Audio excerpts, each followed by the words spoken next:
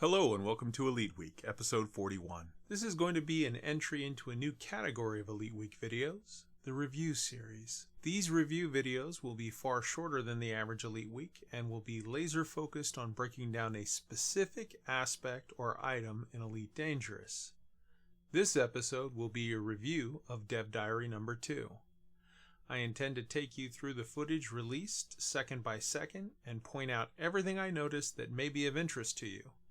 For starters, let's just watch the video one more time so it's fresh in all our minds, and then let's get to picking it apart.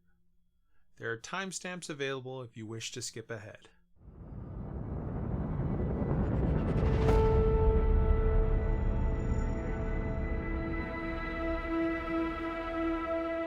So what's really unique about Odyssey in the Elite Dangerous universe is that for the very first time we're going to allow people to set foot on the planets and in spaceports and explore the world in this new perspective.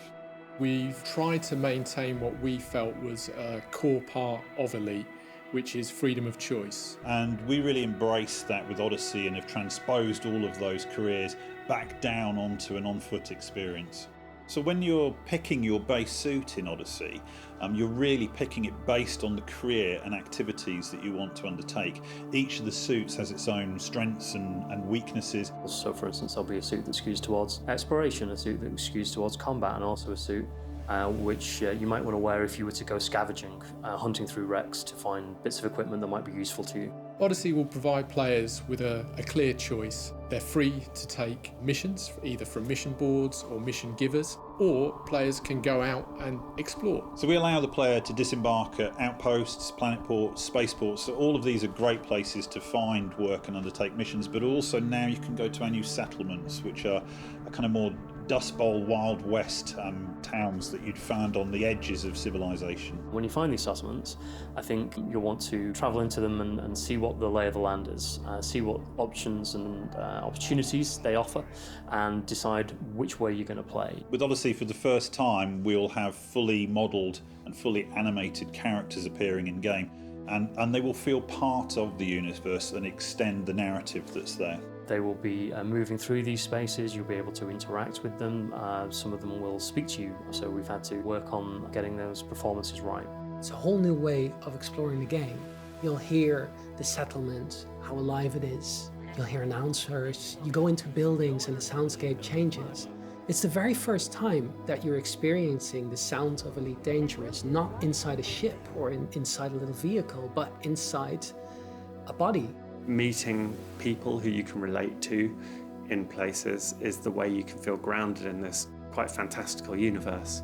And there's going to be a lot of players transferring from the main game who have never experienced this before but will understand how it feels to be in that universe. All of the NPCs that you encounter in Odyssey are all generated as part of the background sim. So if I go to a port or a settlement, the NPCs that I'm going to find there will be affiliated with the faction that owns that settlement. So we're driving some personality into our NPCs via the background sim connection, and I think that's an amazing addition.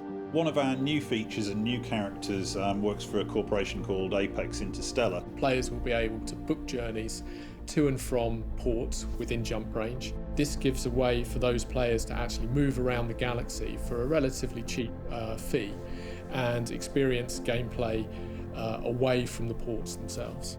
So within the on-foot gameplay, the primary way of earning credits is to actually undertake missions and obviously complete them successfully. But you can also do some slightly more nefarious acts. Maybe you'll go to settlements and steal items and sell them onto the black market. Or you could become an explorer and collect samples from our new organic life. With Odyssey, we've worked really hard to maintain player agency. We want players to have the choice about how they play Elite. If players want to continue in their ship gameplay, absolutely. If they want to engage in on-foot gameplay, perfect. If they want to do both, even better. And that really has always been at the heart of Elite. It's not the game we're telling you how to play, it's the game that you are creating your own story in. We're really looking forward to seeing how our players take that story forward and how they develop it.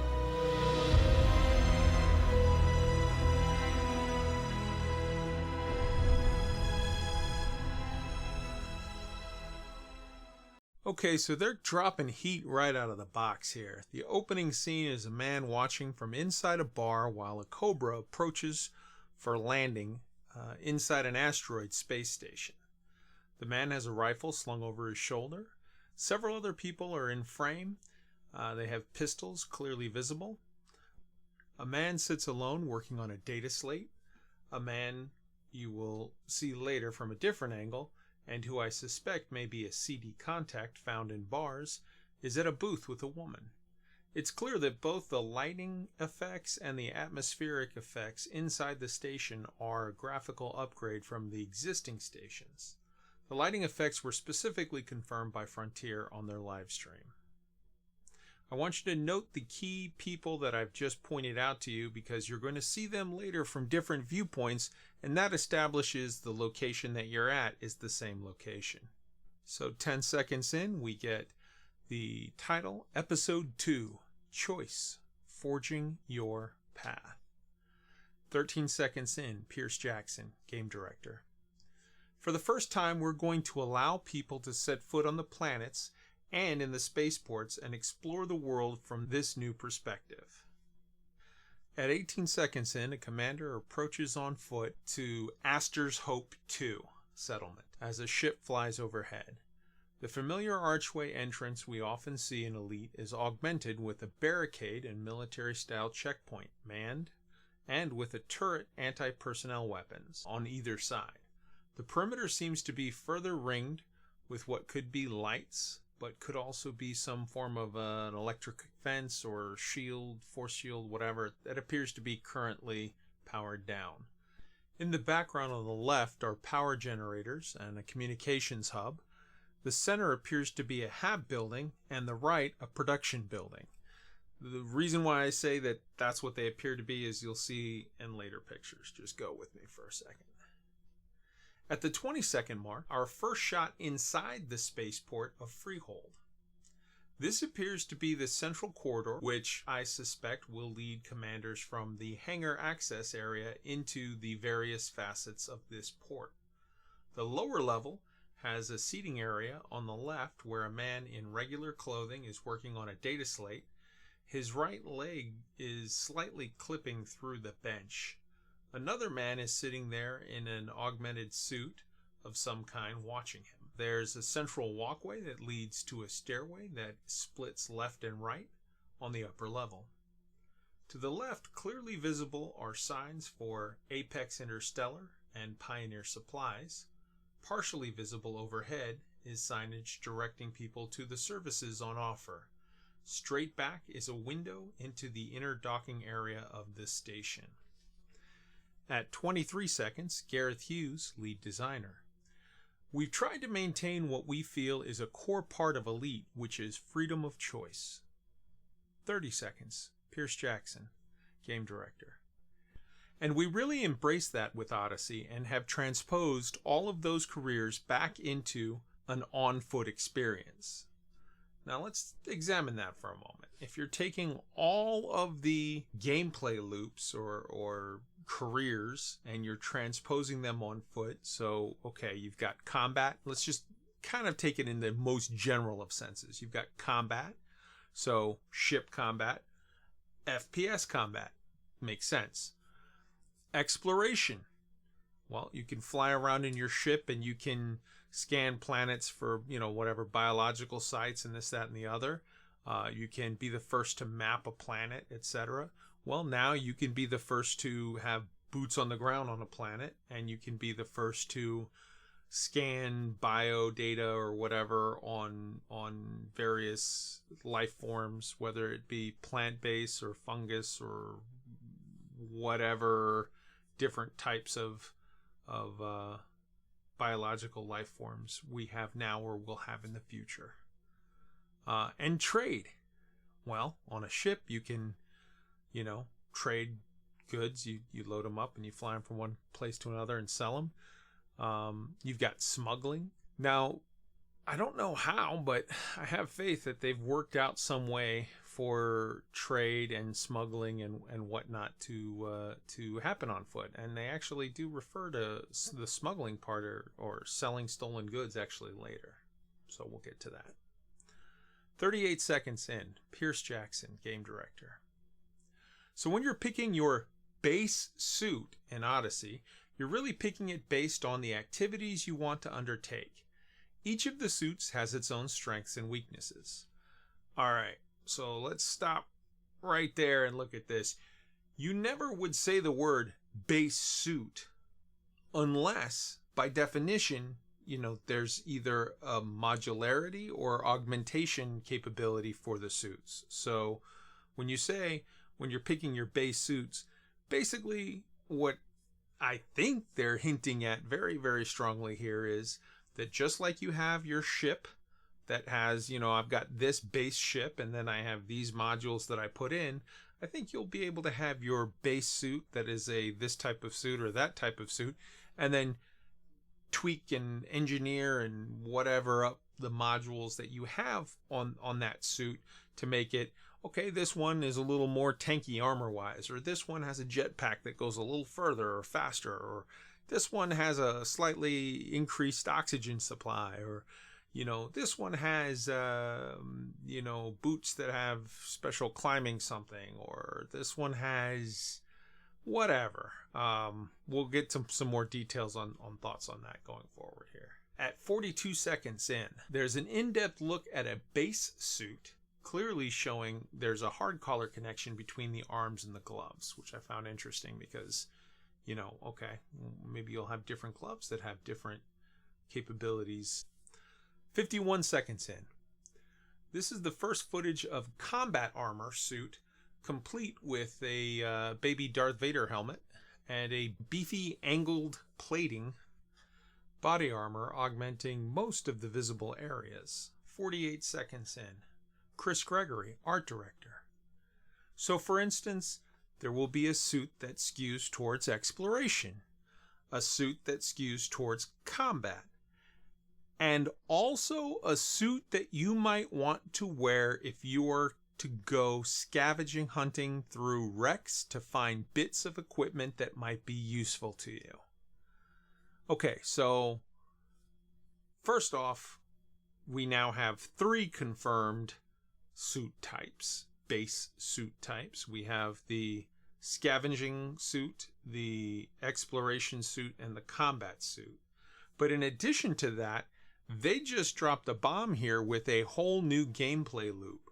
We will be scavenging wrecks for bits of equipment. So it makes you wonder if they will be seeding planet sides with sort of signal sources for us to go out and scavenge on foot, just as we do high-grade signal sources for material. Also, could this hint at EVA possibilities now or possibly in the future? Super, super interesting. Cannot wait to find more out about that. At the 57-second mark is the first footage of this scavenging suit. It has knee pads, a belt with lots of pouches, 2 bandoliers, augmented shoulder pads. On the right arm, there is a wrist computer that seems to show it's got a wide screen area that shows readouts for various things. At 1 minute in, Gareth Hughes, the lead designer. Odyssey will provide players with a clear choice. They're free to take missions either from the mission boards or mission givers, or players can go out and explore. At 1 minute and 5 seconds in, there's the first clear view of the signage directing people to the services on offer at the asteroid base. It's the same central walkway from before, and the 2 men sitting on the left at the same split stairway, but your viewpoint is now that you're farther back and centered in the walkway, allowing you to see what looks like refuse disposal chutes on the left wall and a walkway that you cannot see down going to the right. There's a weirdly barricaded platform on the right side that seems to be maybe a place for storage bins. The same stairs as before, but now you can see that there's a catwalk above you and the central walkway above the recessed skylights into the main central docking area. And the most important thing, you can now clearly make out the signage in full. It lists the following locations. Apex Interstellar Transport. This will be shown in more detail and explained later. Basically, It's a shuttle service to take you from one location to another. This will alleviate the need for having a bubble bus type ship to get around. It shows also the lounge / pilot's bar. I don't need to explain to you what a bar is, but I will comment that the various scenes of it through this video show it to be a very large portion of the real estate accessible in the stations. I believe that this is the social hub that Frontier had been hinting at. As this is a video game and so the vodka on offer won't have any kick, one wonders why such a considerable amount of space was devoted to a location that does not by definition serve any purpose. Could it be that this is a location where various contacts are located? Mission givers, smugglers, interstellar factors. Could there be actual gameplay mechanics such as playing poker or other gambling? Is this where players can mark themselves for entry into some collective combat?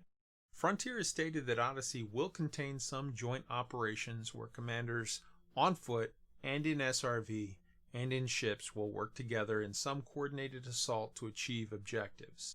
So the TLDR version here is, I don't know what they're putting in here, but I suspect it will probably be multiple facets of interaction, and I'm greatly looking forward to it. Who knows? Maybe they'll put in some karaoke. Please God, don't. Alright, the next location is Pioneer Supplies. This will be featured later in the video. It's a store for buying suits, weapons, and who knows what else. Possibly consumables of various types. Also, Frontline Solutions. Again, big question mark. We'll get into this later, but it's pure speculation. Also is Inter-Astra.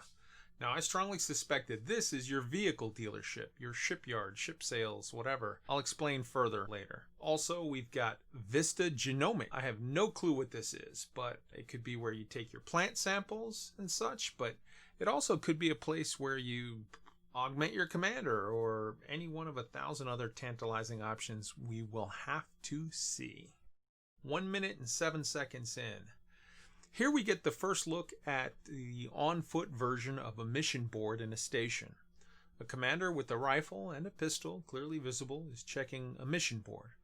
Around the area there are no less than 5 people visible. They're seeming to be just sort of standing around awkwardly in various spots and look to me to be extremely suspect. I submit that there's a very good chance that several of these are going to be mission givers that was mentioned in the voiceover for the section of this footage.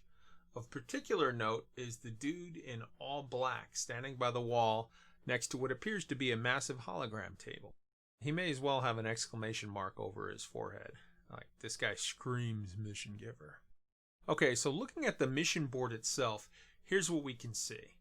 The top left panel indicates connected to Freehold, Artemis System, Inner Orion Spur. Then there's an icon showing it to be an asteroid station. Under that it says Chancellor Aaliyah Galloway with her picture. And she is saying, "Hello, Commander. We are," I think it says, "pleased and honored to have you here." Under the greeting it shows that she is from Artemis Resistance faction, with their system influence percentage and faction state. Also, they are pledged to Zermina Torval. Under this, there are 3 panels. A mission board panel, a complete missions panel, and authorities with the same little police badge and logo that you see wherever you have to pay off your fine or, collect your combat bonds or whatever. Under this is a long thin panel which has a Galnet logo and shows local news this panel has on offer. There is a dot indicator showing that you can swipe through several pages of news options. Under this is an exit button, which to me indicates that you interface with the board. When you go up to the board, you'll click on it to interface on it, and it will bring up a full screen of the actual board, just to be efficient and to have it as easily viewable as possible. And once you're done with this, and you don't want to interact with the board anymore, you will click that exit and it will return you from the full screen board to your actual sort of usual walking around view. On the right full side of the screen is a large panel that shows your name, your arcs and credit balances, and your local rep at the top. And then for some reason there's a picture on the screen of you, I guess, which is the one that they showed, a picture from like starting at your shoulders and ending at your crotch. No picture of your head. I'm not sure what that's about. And there's a button at the bottom which I cannot make the wording out of. 1 minute and 10 seconds in. Pierce Jackson, game director. So we allow the player to disembark at outposts, planet ports, space ports. All these are great places to find work and undertake missions. But also, now you can go to our new settlements, which features kind of more Dust Bowl Wild West towns that you find on the edges of civilization. At 1 minute and 22 seconds in on the screen, there's a second shot from Astor's Hope 2. Clearly visible in the left is a building with HAB as a large indicator on the roof showing that this is a habitat building. The building in the center frame is a view of a prod or production building that you will see signage for later. This building has stairs on the left leading to the roof or the outer entry of some recessed second level. It has 2 large smokestacks and has matching circular airlocks on the left and right side for foot traffic, which we'll see more of later, as well as a much larger airlock / loading dock clearly intended to drive vehicles through. This loading dock entry looks to be able to accommodate multiple SRVs or maybe one of a larger work truck / dump truck type SRV thing. Let's see here. Stacked up outside all over the outpost appears to be large crates of various types. In the center frame is a guard who appears to be wearing a combat type helmet but over casual looking clothing. He has shoulder pads on that are the same as the type that were showed before on the scavenging outfit, but he does not appear to have any kind of a wrist comp. Instead, he appears to have some armored bracers, and he's got regular looking pants. They look like they could be jeans tucked into armored boots. This mishmash of armor and clothing further hints at the modularity of suit types. He's holding a rifle of some type in a relaxed manner, but is clearly a patrol or sentry on duty. Dotted around the facility are various overhead lamps that are off. The thin atmosphere allows for clear visibility of various stars in the background despite the daylight, and the visual effects on the ground are amazing, where there are clearly plates dropped outside to provide a flat surface area, but that's been overtaken by dust and some stones and natural wearing. All of the shadows appear to be consistent and proper. 1 minute and 26 seconds in, Chris Gregory, the art director. When you find these settlements, I think you'll want to travel into them and see what the lay of the land is, see what options and opportunities they have on offer, and decide which way you're going to play. 1 minute and 28 seconds. On screen, you see a different view of the same buildings from before with the guard. Now it's 2 people in suits, both with jetpacks and rifles and sidearms, walking up to the HAB building, past a bunch of crates and canisters. Some of the crates are marked, indicating that they are 800 kilogram capacity with further identification markers. All of these crates and canisters have clear handholds for lifting and moving. The guard is not visible in the background, indicating to me that he may be a patrol and not a posted sentry. Now that we're closer, we can see that the HAB and PROD, or Habitat and Production, are both buildings marked as Cormac Enterprise facilities.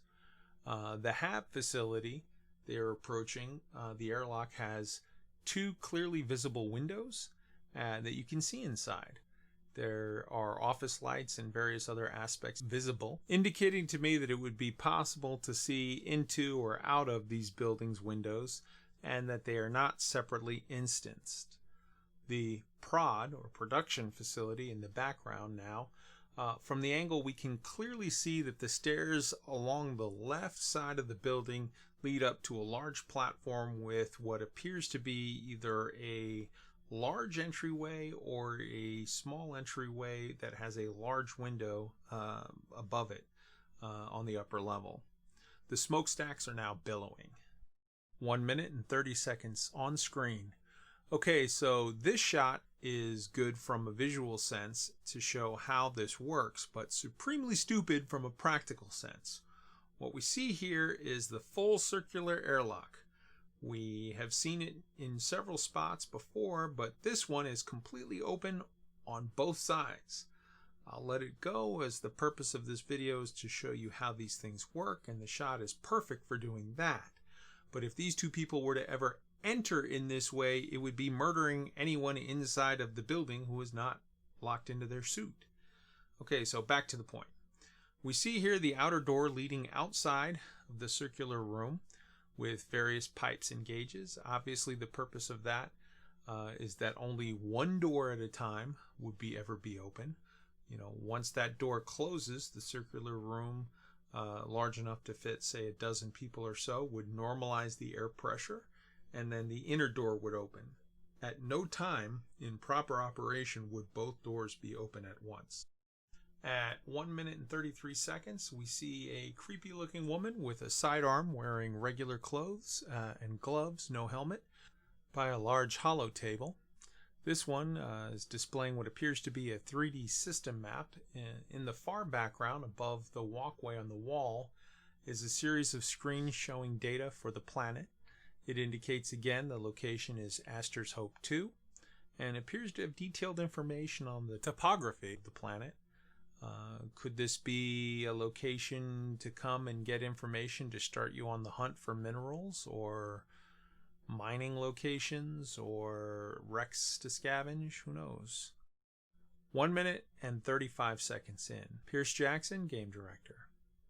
With Odyssey, for the first time, we'll have fully modeled and fully animated characters appearing in game, and they will feel part of the universe and extend the narrative that's there. 1 minute and 40 seconds and 1 minute and 42 seconds, screen showing the animation process. 1 minute and 48 seconds, Chris Gregory, art director. They will be moving through these spaces. You will be able to interact with them. Some of them will speak to you. So we've had to work on getting those performances right. 1 minute and 49 seconds on screen. Back to the main walkway again, but now we are starting from the top of the stairs between the split stairways. You can now clearly see the kiosks and the stores on the left side upper level. From this viewpoint, far left is the walkway leading to the back of the area of Apex Interstellar. Then the main kiosk desk for Apex Interstellar. Two armed men are talking a short distance in front of the counter, while a third armed man stands with his back to them. Near the counter appears to be a luggage cart. There's another person sitting on a bench nearby. Above Apex Interstellar appears to be a banner-style readout, probably with scheduling information. Next to the Apex kiosk is the Pioneer Supply Store, with various items for sale on display, including rifles, pistols, boots, and various other items in cases. To the right is the Bar Lounge. 1 minute, 54 seconds in. Footage of motion capture animation being collected. 1 minute and 56 seconds in. Matthew Florians, principal audio designer. It's a whole new way of exploring the game. You'll hear the settlements, how alive it is. You'll hear announcements. You go into buildings and the soundscape changes. It's the very first time that you'll be experiencing the sounds of Elite Dangerous, not inside a ship or inside a little vehicle, but inside a body. At 2 minutes and 2 seconds in, the footage inside the Pioneer Supplies. Note, this is first-person view. Approaching the counter, there's a woman in a very different-looking, possibly engineering suit. Behind the counter, with a coworker in what appears to be sort of battle armor, off to the right. To the left of the counter appears to be a pricing menu. There is a dolly with various crates and canisters in front of the counter on the right side, and another dolly with more canisters in the background to the left. There are various ammo cases on display on the wall to the left, some boots and other canisters to the right of that, then two full wall displays showing various rifles and pistols and even a shotgun in the center background, along with various canisters below. Above the counter are various banners for Remlock and Core Dynamics. 2 minutes and 4 seconds in. Two men are talking while looking at rifles on display. Both are wearing identical uniforms with large hard pouches hanging from chains on the left hip. Below the rifles, we see various cases and canisters, one with a warning exclamation on it, probably indicating explosives, maybe grenades. 2 minutes and 10 seconds in. The same lounge area from the opening shot, but the man looking out the window is missing. Now you see the same shady contact looking man talking at a table with the same woman, the same man on the data slate. Now you can see various other people lounging in the background and a large advertising display covering the back wall. 2 minutes and 17 seconds in. Felix Ilesley, principal animator. Meeting people who you can relate to in places is the way you can feel grounded in this quite fantastical universe. And there's going to be a lot of players transferring over from the main game who have never experienced this before, but will understand how it feels to be in that universe. 2 minutes and 21 seconds in. Concept art footage, but it's very close to the final product of Pioneer Supplies. It appears that there are grenades and boots are visible in the left wall, along with a display screen that clearly shows, quote, generator status with like a whole bunch of readouts and stuff. There's a bodysuit on display. One of the canisters on the ground has both the danger exclamation marker and also a medical cross, like a Red Cross marker. There's a cigar burning in the ashtray on the counter, and the banners over the counter also have now a Manticore sign. This is concept art, so take it with a slight grain of salt, but it's so damn close to the final product that these additional details deserve contemplation. Is this an indicator that, we can get various power supplies for longer, like maybe your combat one is going to be a shorter version of your power supply, but your exploration one will last much, much longer? With regard to, I think we're going to see Vitadine nanomeds as your health packs in this, FPS sort of version of the game. And I think that might be an indicator of that right there with the little Red Cross pack sign. Again, I think we're going to see grenades. Just makes sort of sense. With regard to the cigar, I think the way that things are going in society these days, they'll probably end up leaving that out of the game. As far as they'll have Kamitru cigars and different things as reference points or whatever, but I don't think you'll see a lot of actual smoking. I could be wrong. We'll see. 2 minutes and 24 seconds in, concept art footage. Another walkway. Another sign shows locations that are already known, but in addition, there's a new one mentioned, which is Dropbox area. I'm super interested in what is this area. It doesn't appear on the other signs that we've seen. 2 minutes and 32 seconds in, there's concept art of various uniforms. 2 minutes and 32 seconds in, Gareth Hughes, lead designer. All of the NPCs that you encounter in Odyssey are all generated as part of the background sim. So if I go to a port or a settlement, the NPCs that I'm going to find there will be affiliated with the faction that owns the settlement. So we're driving some personality into our NPCs via the background sim connection. And I think that that's an amazing addition. 2 minutes and 39 seconds in. On screen, Frontline Solutions Kiosk. A woman who appears to be wearing The engineer scavenger type suit is talking to a woman behind the counter. The signs behind the counter say at the top in massive letters, "Join the fight," and then Frontline Solutions, much smaller at the bottom. The counter is equipped with a customer-facing display screen that seems to show a system map. Is this where you click on the map to bring up possible combined assaults to join? Or possibly where you sign up for transposition of CQC onto foot. So like basically, you sign up for it and it throws you into some Fortnite type, go out there and fight people, CQC, whatever. Whatever it is, it's clear that they want you to sign up to a fight, and the screen is meant for you to pick a spot or give you location about possible choices. In the background, you see various people standing around, including what appears to be someone eerily familiar. Remember the creepy woman in regular clothes last seen standing in front of the hollow table at Astor's Hope 2 that had a system display?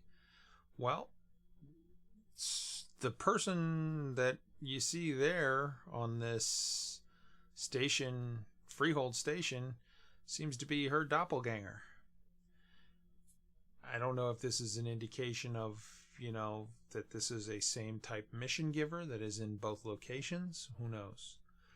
Behind her is, again, windows showing the inner docking area of the asteroid base. I just can't get over the presence of the doppelganger. Is that a coincidence? I mean, it could be. Maybe I'm just reading too much into it. At 2 minutes 46 seconds in, there's concept art that is clearly a hollow showroom for buying spaceships. And please, God, let them include different SRV types. There's a man behind the counter waiting for someone to buy something. He has a hollow screen with prices and information listed on the side there. To the left is a Saud Kruger banner display sign, and behind that is a Zorgon Peterson poster with a mamba. On display at the large hollow table is a Corvette, and on the wall to the right it clearly shows Inter Astra. That's why I'm saying Inter Astra is your ship dealership. 2 minutes and 55 seconds in, Pierce Jackson, game director. One of the new features and new character works for a corporation called Apex Interstellar. All right. I get saying, hey, one of the new features is this Apex Interstellar. It's a shuttle bus service. This is new. This is different. This is crazy and wacky. All right, cool. But one of our new features and new characters, and his eyes lit up when he said new character. What the hell is this about? Like, it doesn't make sense to me that you're going to have like, hi, I'm Judy, the ticket taker at Apex Interstellar, and that's going to be someone that the game director gets excited for.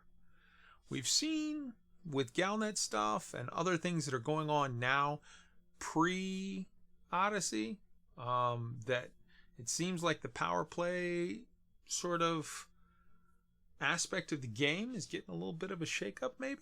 Who knows? I'm thinking maybe he's hinting at there's a new power play person coming in, and maybe, it says that this person works with or works for Apex Interstellar. Maybe this person, like Lee Henry, is the head of Sirius Corp. Maybe there's a new power play person who's the head of Apex Interstellar, and if you pledge to that person, you get among other things, you get a discount on all of your shuttle bus rides or something. I don't know. But it doesn't make sense to call out a new character there. And when you say one of the new, is that a hint that there's more power play characters coming? Am I reading too much into this? You tell me in the comment section. All right. 3 minutes in, Gareth Hughes, lead designer. Players will be able to book journeys to and from ports within jump range. This gives a way for those players to actually move around the galaxy for a relatively cheap fee and experience gameplay away from the ports themselves. 3 minutes in, there's concept art on the screen. Extremely close to the finished product. But now we get clear close-up view of several of the details from the final product that you can see, but we couldn't really make out the writing from a distance about Apex Interstellar. So the signage above the counter, and this is not only just from the concept art, these same signs, these same indicators and logos are on the actual, production footage that we've seen. So theoretically, the signage should match. But anyways, it says from right to left. The first is a visit now DSO ad. So okay, it's a travel agency. They're telling you go to a vacation spot. Makes sense. After that is the Apex Interstellar Transport sign. Okay, completely makes sense. Then it says fly with adder, and there's a picture of an adder there. So I guess that's what they use as transport ships. And then this is the interesting part. It says destinations, Sol. And then it shows like Sol. So it shows, I guess, the Earth there. And it says Tulave. And so that you can see that like Sol to Lave is a one leg in a trip. Then Lave to Achenar. Then Achenar to Sirius. And along with those various where they'll show like a planet and like a line leading from one to the next, there are other various arms that are branching off that don't have any signage to where to. But if they're saying here that you can go Sol to Lave, Lave to Achenar, Achenar to Sirius, those are some pretty decent sized jumps. I mean, they're not far, but it's showing that you could probably book travel and get from key locations from one area to another fairly well. The poster behind the checkout clerk shows a Viper flying in atmosphere, and there are 3 points marked on the map. Is it possible that they're showing, hey, there's, this one planet has just right here in this view 3 different destinations? Maybe they're going to have on these tenuous atmospheric worlds a lot more activity, whether it be settlements, outposts, whatever, and a lot more options to go from one place to another on the same planet even. 3 minutes and 7 seconds in, there's concept art. I would suspect that in the production footage where we see the walkway to the side of the Apex Interstellar kiosk, that walkway leads to this view. This shows signage overhead that states Apex Interstellar L1 through 4 with a pictographic indicator that people are to go into these circular chambers. Now, this could indicate elevators going to level 1, level 2, 3, and 4, to your ship, to your platform where you board. Or it could indicate that these are sort of cryopods or something that you go into to be frozen and then you're thawed out at the other end of your now instant journey from your viewpoint in game. Only time will tell. We'll have to see. 3 minutes and 16 seconds in. Pierce Jackson, game director. So within the on-foot gameplay, the primary way of earning credits is to actually undertake missions and obviously complete them successfully. But you can also do some slightly more nefarious acts. Maybe you could go to settlements and steal items and sell them into the black market. Or you could become an explorer and collect samples from our new organic life. Again, as I stated before, when you're talking about transposing all of the on-ship abilities to do stuff into on-foot abilities, what he's talking about here is, basically stealing items and so like piracy of some sort and then smuggling to get it into, black markets or whatever. 3 minutes and 19 seconds in. On screen, there's 2 people inside a building at Astor's Hope 2 looking out the window. Along the wall behind them are panels with readouts of various aspects of their surroundings. Now, this shot to me again highlights the fact that you can see inside of and outside of the windows, so people can see each other from the inside and outside. It's not like a separate sort of loading instance or whatever. Also, and this is interesting, you can see the area that they're looking at is just past the central archway and of Astor's Hope 2. And now for the first time, you can see that there is an additional structure in the distance to the right of that arch from this vantage point. It's just up the hill a ways. Is that part of Astor's Hope 2? Or is that a whole other... Maybe that's Astor's Hope 1, and maybe there's like a cluster of Astor's Hope 1, 2, 3, and 4 that are like all different sort of little chunks of a mining collective or something that are all, you know, within 500 to 1,000 yards away from each other. I don't know. But I found that really interesting, that hints at either the structure is larger than you might have thought from the initial sort of viewpoint of walking in, or it's surrounded by clusters of other structures that might be similar. 3 minutes and 23 seconds in. On screen is just a man walking down a hallway with crates lying around. Didn't seem too special to me, but on closer inspection, the man is in a suit with a jetpack and rifle and sidearm. He does not appear to be wearing a helmet, but he does seem to have some odd apparatus on his head over the right eye, on the right side.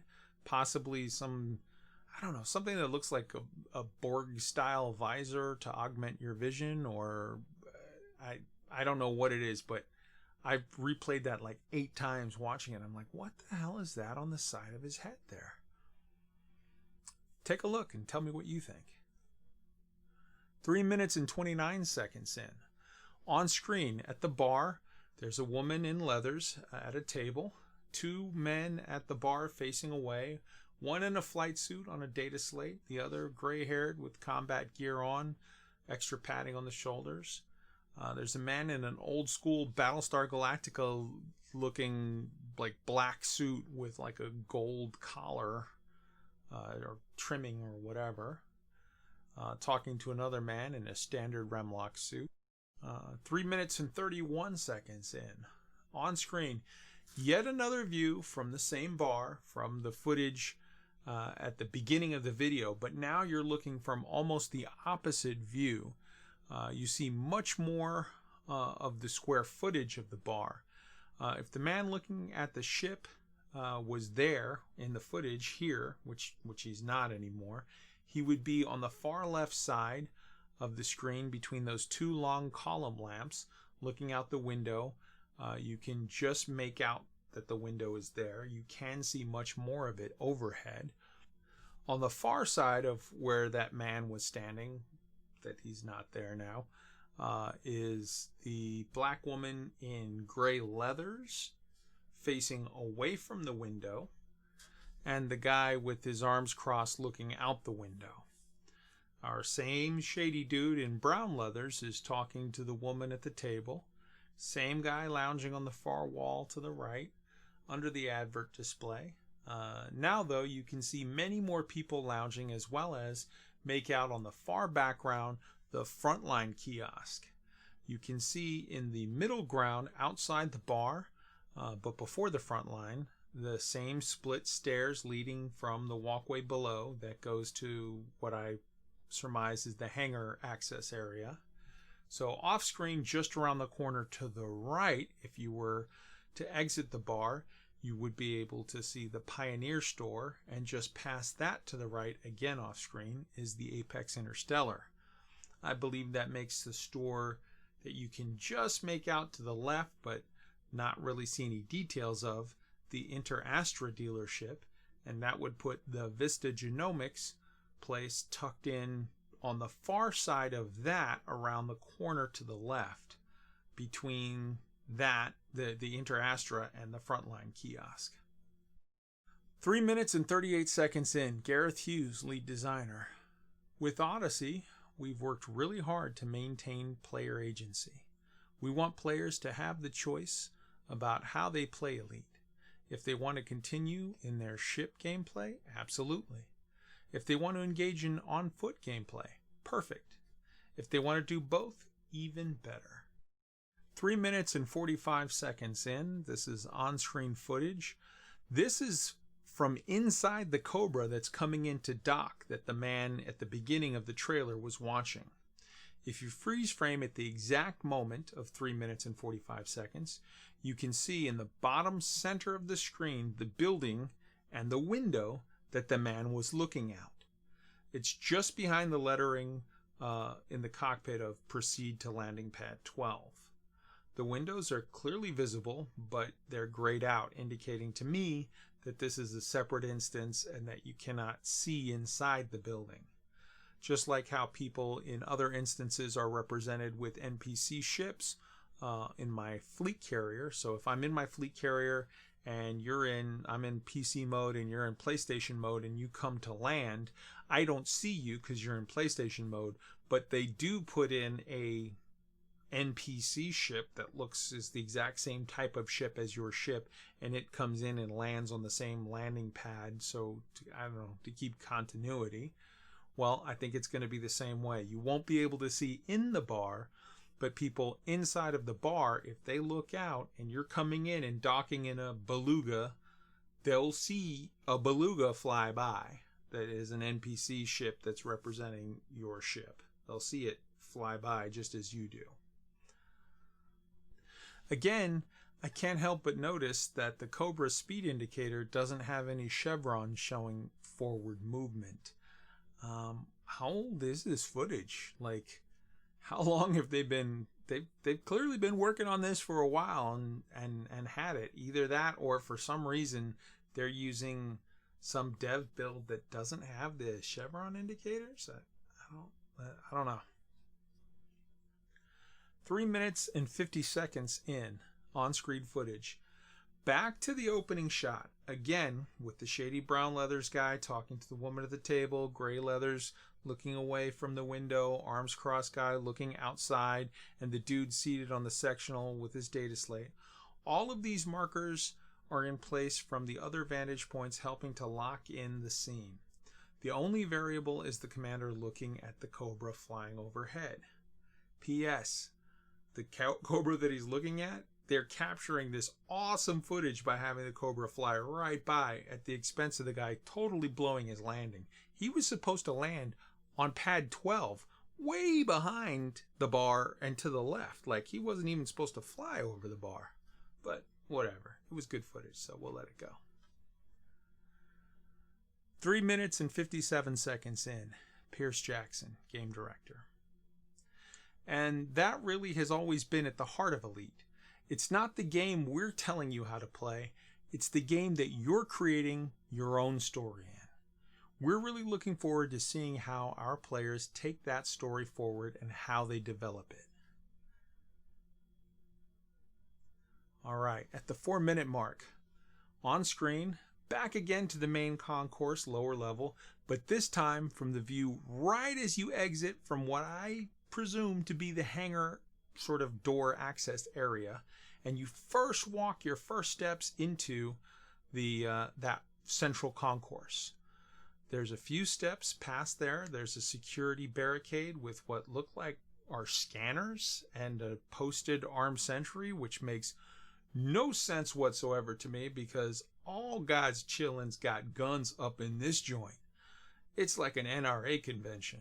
So you can now see that there are two matching stairways on the left and the right side that take you up to the second level if you wish to go directly to the Apex Interstellar on the kiosk on the left or the frontline kiosk on the right. You can see down the walkway on the frontline side and just make out the round pod sort of doorways from the concept art that I showed before from the Apex Interstellar.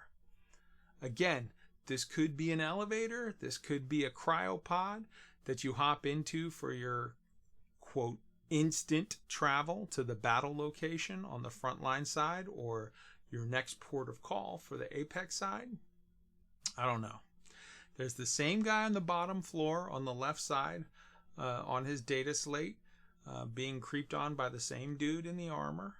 Same people visible on the catwalk. Same split staircase in the center all lock the scene in as the same location from a different viewpoint. And you can now visualize it having seen various locations from different viewpoints. You enter from this viewpoint. You must go up any one of the stairways to access the key locations. They're all up on the second floor. The far left is the Apex Interstellar kiosk, and just before that on the left is the walkway to their back room area with those weird door pod things. Tucked into the left corner is Pioneer Supplies. Along the back on the left side is the bar. Along the back on the right side is the Inter-Astra car dealership for spaceships. Vista Genomics is tucked in to the far right corner, sort of exactly opposite to the Pioneer Supplies. And your Frontline kiosk is on your right hand side, again with a walkway to a back area that is visible right there in the shot. The only locations that we don't have clear indicators for are the drop box, which was in that one concept art. Who knows if it made it to the final whatever, or if it's just something that they're not going to show us till later.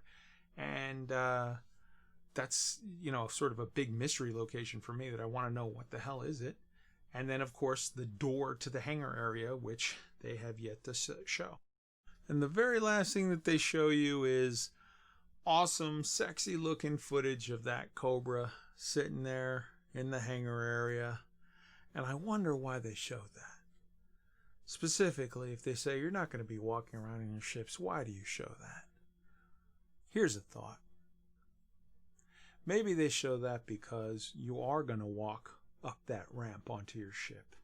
Maybe you're going to walk into that hangar, walk up that ramp, get to a door, you step in, and it elevators up 10 feet, and you now step out of that door and you are in the cockpit of your ship. Now, I understand that they're not doing full ship interiors on launch. I completely get that. But we already have fully rendered cockpits for every last one of the ships that we use. And at the back of that cockpit for every ship, no matter how small it is, even if it's the little old Sidewinder, it's got at least a door. Some of the bigger ships have 2 or 3 doors, but like a door on every ship. So you can walk around right now in your cockpit if you're a VR player. That's already all rendered and done. There's nothing to say that Frontier can't have a situation where you walk around in your cockpit room area, that one area, you access that door, and that leads outside of your ship. If that were the case, I still think you get your Neil Armstrong moment, because you're walking from the capsule, Neil Armstrong style, cockpit, Elite Dangerous style, to the doorway there that leads to that little whatever pod elevator down 5 feet, 10 feet, whatever, opens up to the top of the walkway, and you walk out of your ship and take your first step on the soil. That to me still 100% says Neil Armstrong moment. Well, that's it, guys. I've run out of stuff to tinfoil over. I hope you enjoyed it, and we'll see how much of this turns out to be correct and what other answers we get coming forward. If you want to get more details and more information about all of this, we're going to be covering all of this in our panel discussion on Friday night's Elite Week. And you can get input from the rest of the cast as well. Hope to see